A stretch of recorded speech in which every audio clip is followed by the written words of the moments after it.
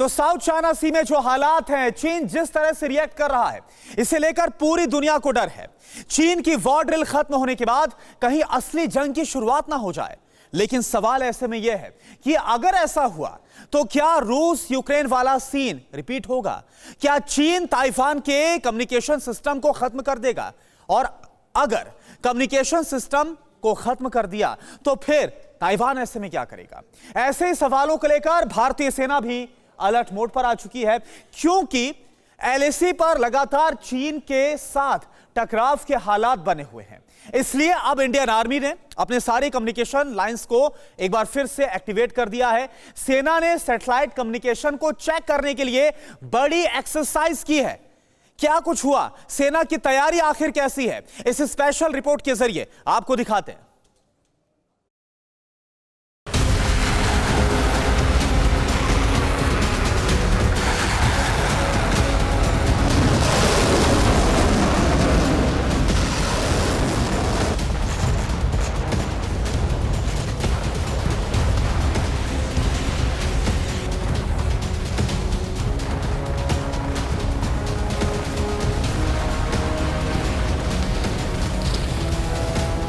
मिसाइलों की ऐसी बारिश जिसे देखकर किसी की भी रूह कांप उठे।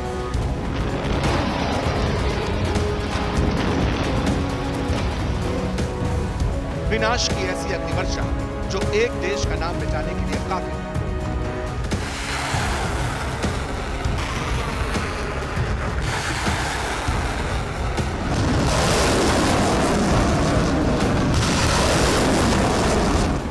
बारूद का ऐसा जाल जिसने ताइवान को चारों तरफ से घेर लिया। पिछले 3 दिन से चीन ताइवान के आसपास इसी तरह की बम वर्षा कर रहा है। लाइव फायर ड्रिल के नाम पर चीन अपनी ताकत का एहसास करवा रहा है।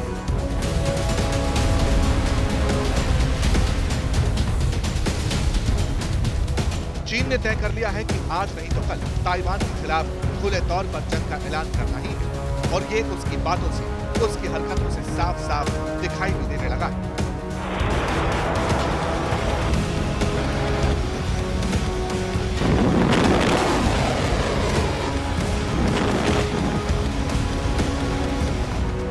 बीजिंग से संकेत मिल चुके हैं कि मिसाइल और एयर पावर का ये छोटा सा ट्रेलर अभी तो सिर्फ दर्जन भर मिसाइलें ही ताइवान के आसमान को पार करते हुए निकाली। लेकिन अगर चीन ने एक भी मिसाइल ताइवान पर गिरा दी तो इसका अंजाम क्या होगा, इसे लेकर अमेरिका से लेकर पूरी दुनिया की चिंता बढ़ गई। मगर सवाल, अगर बारूदी अटैक से ताइवान का कम्युनिकेशन सिस्टम खत्म हो गया तो ताइवान क्या करेगा?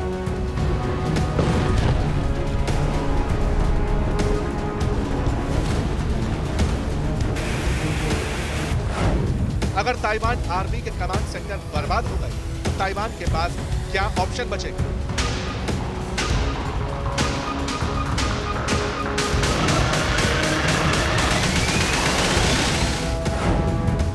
कन्वेंशनल कम्युनिकेशन तकनीक बंद हो गई तो ताइवान की मिसाइल कैसे काम करेगी?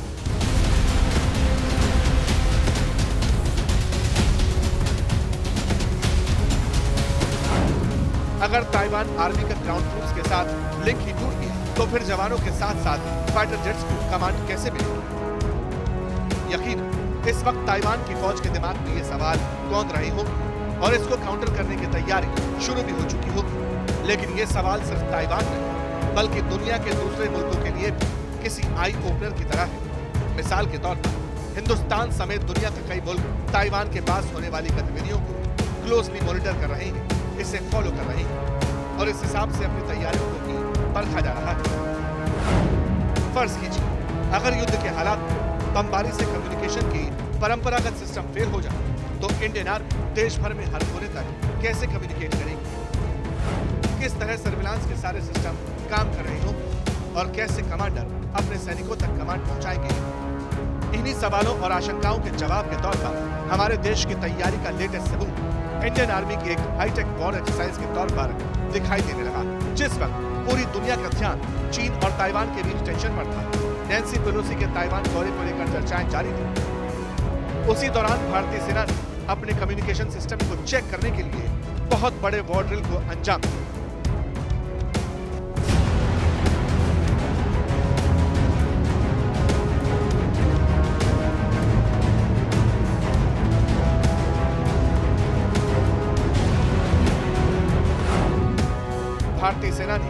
बांग्लादेश में एक्सरसाइज स्काईलाइट को अंजाम दिया। सूत्रों के मुताबिक आर्मी ने 25 से 29 जुलाई तक स्काईलाइट के जरिए आर्मी के सभी सैटेलाइट कम्युनिकेशन एसेट्स का टेस्ट किया।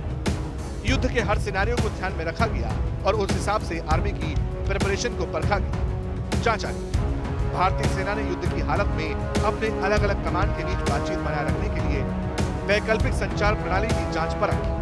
पता चला है कि स्काईलाइट एक्सरसाइज के नाम से किया गया अभ्यास काफी सफल रहा। कन्वेंशनल कम्युनिकेशन सिस्टम यानी परंपरागत संचार प्रणाली के फेल होने की स्थिति में इंडियन आर्मी वैकल्पिक तंत्र अपनाएगी। इंडियन आर्मी ने लॉन्च कर दी एक्सरसाइज स्काईलाइट, जिसके तहत जितने भी सैटेलाइट कम्युनिकेशन के साधन भारत के पास मौजूद हैं, उन सभी सैटेलाइट कम्युनिकेशन के साधनों का इस्तेमाल किया गया, टेस्ट किया गया, एक्सरसाइज की गई, इस बात को सुनिश्चित करने के लिए कि युद्ध की स्थिति में या फिर और किसी आपदा की स्थिति में सैटेलाइट कम्युनिकेशन के जरिए इंडियन आर्मी कहीं भी कभी भी किसी भी तरह के डेटा और वीडियो लिंक से डिस्कनेक्ट नहीं हो। इंडियन आर्मी का वैकल्पिक कम्युनिकेशन सिस्टम क्या होगा, इसे लेकर खुद आर्मी की तरफ से काफी कुछ क्लियर कर दिया गया है। कुछ तस्वीरें जारी की गई। भारतीय सेना के ट्विटर हैंडल पर ट्रांसपोर्टेबल सैटेलाइट टर्मिनल्स की तस्वीरें रिलीज की गई। आर्मी का कहना है कि भारतीय सेना के पास अब ये मोबाइल सैटेलाइट टर्मिनल्स मौजूद हैं, जिसके जरिए सिक्योर और रिलायबल वॉइस, वीडियो और डेटा कनेक्टिविटी उन जवानों तक पहुंचाई जाएगी जो फॉरवर्ड एरिया में तैनात हैं। यानी जो जवान LAC पर चीन के आमने सामने पोजीशन पर है, उन्हें जल्द ही इस तकनीक से लैस कर दिया जाएगा। भारतीय सेना के मुताबिक transportable satellite terminals mechanized operation में भी कारगर साबित होंगे। इसके जरिए टेक्निकल कम्युनिकेशन को और आसान बनाया जाएगा। नोट करने वाली बात यह है कि इन TSTs को काफी असरदार तरीके से काफी कम वक्त में कहीं भी डिप्लॉय किया जा सकता है। इंडियन आर्मी ने सैटेलाइट कम्युनिकेशन के ऊपर एक एक्सरसाइज की है जो 25 से 29 जुलाई में हुई और उस एक्सरसाइज का नाम स्काईलाइट है। और उस एक्सरसाइज में ये देखा गया है कि किस प्रकार से हमारा रिलायबल कम्युनिकेशन होना चाहिए लड़ाई के दौरान में टैक्टिकल और स्ट्रेटेजिक लेवल पे। और अब सवाल है कि आखिर 5 दिन तक भारतीय सेना ने जो स्काईलाइट एक्सरसाइज की है तो उसका दायरा क्या था, कितने बड़े पैमाने पर, कितने बड़े लेवल पर इस फ्यूचर वॉर को अंजाम दिया, तो इसे लेकर भी कुछ डिटेल सामने आई। TV9 भारतवर्ष को डिफेंस सोर्सेज से पता चला स्काईलाइट के जरिए पूरे सिस्टम को वेरीफाई किया।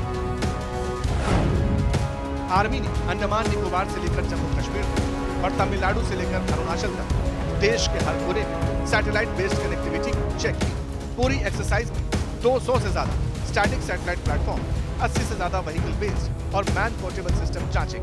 ये देखा गया कि किस तरह वॉइस कनेक्टिविटी और डेटा कनेक्टिविटी काम कर रही है।